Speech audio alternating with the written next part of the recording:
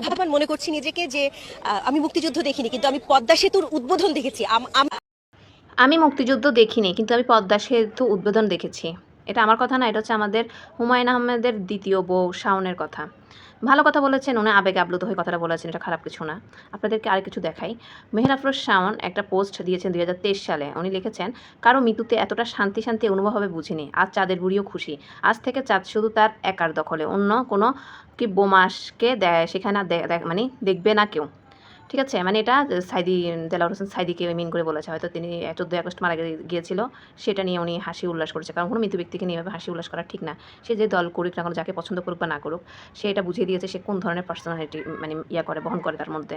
তারপরে আসেন, এখন আমি ভাবতাম হয়তো সে আওয়ামী লীগ করে বিধায় হয়তো জামাত শিবির সাইদিকে এভাবে অবমাননা করেছেন। ভালো কথা, আবেগে আপ্লুত পদ্মা সেতুর সাথে মুক্তিযুদ্ধের সাথে তুলনা করেছেন। এখন কথা হলো, যখনই দলটা শেখ হাসিনা পতন হইলো বা পদত্যাগ করে চলে গেল, তারপর ওনার ঘুমর উল্টে গেল। উনি আসিফ নজরুলকে অ্যাপ্রিশিয়েট জানালো, কনগ্রাচুলেশন জানালো। তার মাঝে আনিসুল হক, সালমান এফ রহমান যখন ধরা খেয়েছে, দাড়ি মোচ কেটে ধরা খেয়েছে, সেটা নিয়ে উনি মজা করে টল করে পোস্ট করেছেন। কি করেছেন দেখেন, আমি স্ক্রিন দিচ্ছি, আমি একটু পড়ে আপনাদেরকে শোনাই। শাহরুখ খানের রব নে বানা দি জুড়ি ছবিটা আমার অপছন্দের তালিকায় প্রথম দিক থেকে ছিল। গোফ কেটে ফেললে চেহারা চিনবে না কেউ, এমনটা আবার হয় নাকি? কি হাস্যকর। আজ বুঝলাম, নাম না দেখলে লুঙ্গি পরা ওই লোককে আমি চিনতামই না। এটা হচ্ছে সালমান এফ রহমানকে টল করে উনি অবমাননা করে পোস্টটা করেছেন।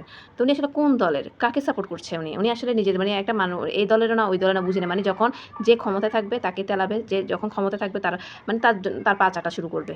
আর যখন প্রধানমন্ত্রী শেখ হাসিনা ছিল, তখন তার পা চাটতে চাটতে তার কাছে পর্যন্ত চলে গেছে। হ্যাঁ, আর এখন যখন তত্ত্বাবধান সরকার ডাক্তার ইউনূস আসছে বা ছেলেরা সমন্বয়ক হয়েছে ছাত্র আন্দোলন কেন্দ্র করে, তখন উনি সুন্দর করে নিজের চেহারাটা মানে খোলস বদলে ফেললো। তখন তাদের হয়ে তাদেরকে খুশি করার জন্য এই সালমান এফ রহমানকে বা এখন আওয়ামী লীগের নেতাদেরকে অবমাননা করে উনি উস্কানি কোনো পোস্ট দিবে, ট্রলিং পোস্ট করবে।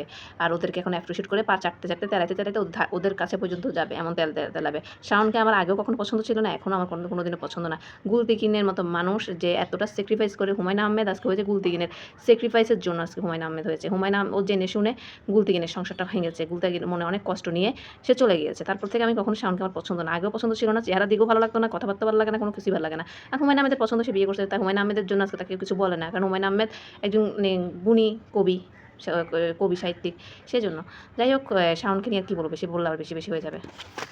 আপনারা আপনাদের মতামতটুকু জানাবেন, মানে শাওনের কী করা উচিত।